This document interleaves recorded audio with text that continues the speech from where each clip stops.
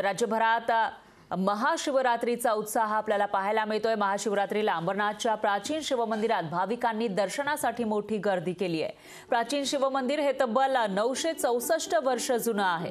शंकराचं हे अतिशय जागृत देवस्थान समजलं जातं। शिवमंदिरात परंपरागत पुजाऱ्यांकडून रात्री 12 वाजता अभिषेक आणि आरती करण्यात आली। त्यानंतर मंदिर दर्शनासाठी खुलं करण्यात आलं आहे। दर्शनासाठी भाविकांनी रात्रीपासूनच या ठिकाणी मोठी गर्दी केल्याचं पाहायला मिळत आहे। तर ही दृश्य आपण बघू शकतोय अंबरनाथच्या शिवमंदिरामध्ये एक उत्साह आहे महाशिवरात्रीचा आणि चैतन्यमय असं वातावरण इथं आपल्याला बघायला मिळतंय। दरम्यान भाविक सुद्धा मोठ्या संख्येने इथं गर्दी करताना पाहायला मिळत आहे।